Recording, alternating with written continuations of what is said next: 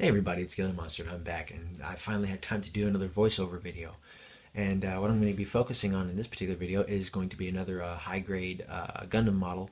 In this case, it's going to be from the Iron-Blooded Orphans TV series, and it's going to be Gundam Kamaris.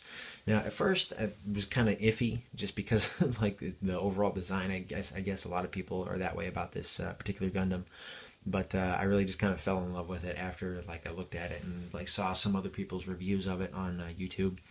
And conveniently enough, the Iron Blooded Orphans, the entire at least first season, is available on Gundam Info channel on YouTube right now. So I'm working my way through that. And I absolutely love this design because it's very reminiscent of kind of like a medieval knight. And that was kind of the idea, I guess, that the creators were going for when they made the TV series, and why they use a lot of actual physical hand-to-hand weapons, and basically just kind of essentially just kind of like cannon type firearms instead of going for things like beam rifles and beam sabers and all like the kind of higher end stuff. But I'm going to give this thing kind of like my own slant on the coloring. I've got a couple of different shades here for the main colors. I'm going to keep the off-white largely intact. Of course, I'm going to be doing things like kind of grease and grime stains and things like that. But I'm going to have to do it very lightly because with such a clean color, it's going to be real easy to go overboard with that stuff. But for the other colors, like the kind of the purplish colors, I've got kind of like it looks almost like a lavender. It's almost like a lavender shade of purple, and then I went for a kind of like a grape. It's called grape purple, and all of this stuff is going to wind up flat, clear coated, just like all my other models in preference. And for sections actually kind of like what you see up here on the shoulders, I'm going to be combining kind of a flat beret green and white, so that way it gives it that kind of almost like a turquoise-ish color. I did that actually with some of the, you can see that the hatch work and the lights for my gun tank early type. And what I'm going to be using, just kind of the basic assortment of tools. I'm going to be using pliers over here, little kind of just general kind of wire cutters, a razor blade, which I don't actually have out right now, cosmetic sponges, a various assortment of. We got kind of like a thicker brush here, but for the most part, they're all going to be kind of small to kind of small, medium sizes. They're really good for doing a model like this. Also, different assortment of colors. I also am going to deviate from the standard color scheme. Instead of giving the like the vernier thrusters the typical kind of matte black or kind of different coloration, I'm kind of going for some almost like a NASA type, kind of like a gold engine bell, just something to help it stand out a little bit. I was gonna say the colors on this mobile suit seem very reminiscent of like almost like they'd be colors for almost like somebody who's royalty kind of thing. So I figured the gold would be a good accent color for that. Other than that, it's going to be the standard kind of maybe a little bit of silver for like dry brushing, flat black for things like the grease and grime, and then I forgot what I was going to say. What was I going to say next? Oh yeah, gunmetal. I actually, in one of the reviews, the combat knife for this thing, uh, it's okay color, but I figure if it's a combat knife, it needs to be metallic looking.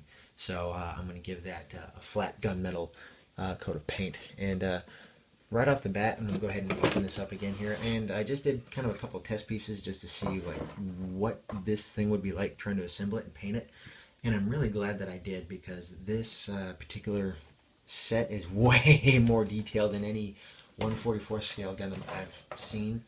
And it was really surprising, because I mean, we'll take a look at kind of like the rear skirt armor. You got plenty of vents and panel lines and things like that, just begging for like kind of wear and tear. I'm gonna love to be able to do that. But the real thing that surprised the heck out of me, especially because it's all underneath all like the armor panels, is the actual pieces of the inner frame or the skeleton. I mean, you can look at that stuff and there's hydraulic hoses all over the place and all kinds of like interesting lines. It's like that would be awesome, like to just paint those like flat black and give that kind of contrasting color. And I'm really looking forward to this thing. I know it's going to be challenging as all get out, but back to kind of like the stuff I'm going to be using. I've got kind of like I've got my old black wash over here that I did with my gun tank. typical just flat clear coat, paint thinner, just a fairly basic assortment of stuff. So oh, and I also got kind of a new setup here. It's like a little corner desk and kind of a background, so that way I get a little bit more kind of even light distribution while I'm painting. So that should make it a little bit easier. But I figured while I've got this thing cranking away while I'm working on it,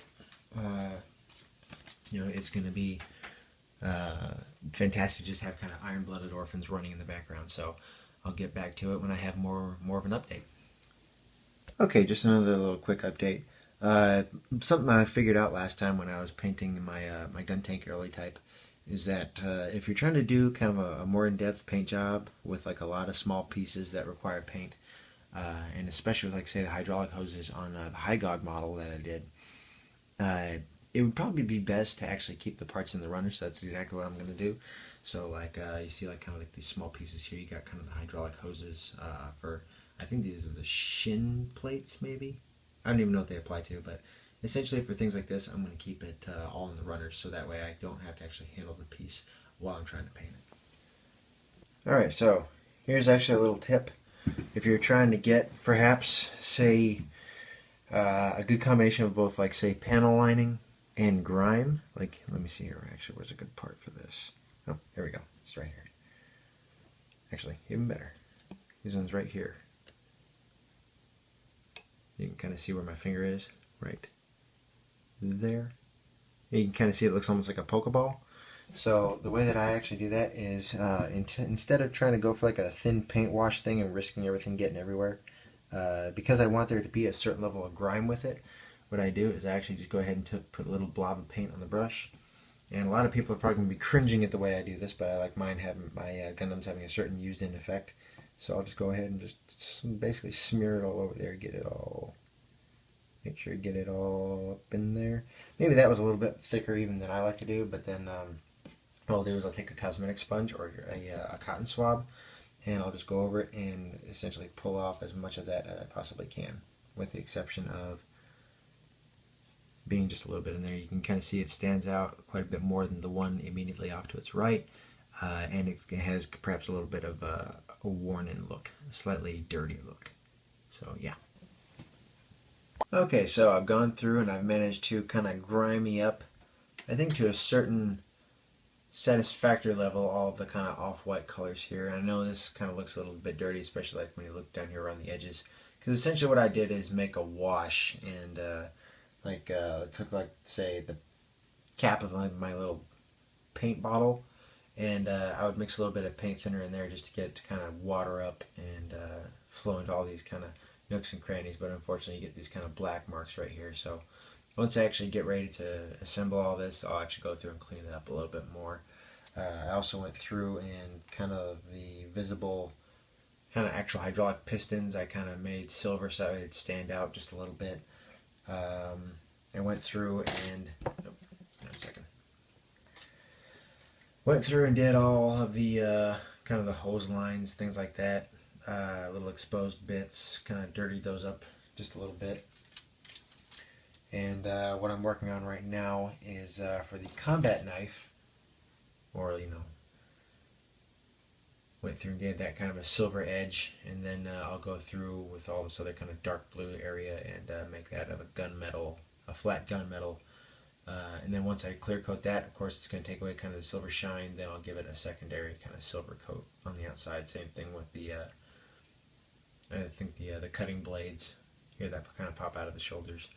I'm thinking about doing a little bit more detail work for, like, say, the 120mm cannons that are actually built into the lance. So we'll see how all that goes. So a couple of different, couple little coarse alterations. Same thing with all of the other kind of Gundam models that I did before. You look at the pieces here. I'm pretty much done painting this thing, with the exception of only a few pieces. Mainly kind of like the triangles here on the shoulders. But the masking tape here is actually for kind of like shiny bits. I painted the eyes gold. Same thing with the kind of camera on the back of the head. And I did the same thing with all these little kind of masking tape patches on the legs, and then on the backpack over here, because the inside of the engine bells are actually, I painted them gold instead of a different color. And I also kind of painted the rest of the engine bell flat black just to give it kind of a more color contrast. But essentially what I did, why I'm using the masking tape, is to keep that shine intact, because if you use flat clear coat, then it's going to get rid of that kind of metallic shine. So it's like you can see right here, I've got the lance. It's actually kind of bent a little bit, but it's plastic, so what are you going to do? I just decided to paint the 120mm Canon built into it just to give it a little bit more visual contrast, and literally just take some Tamiya 6mm masking tape and kind of gently apply it over the desired area, like so. And it's just on there just barely, so when it comes time to actually clear coat this thing and then pull the tape off, it's not going to sit there and leave, like, you know, it's not going to be tearing the paint up underneath it.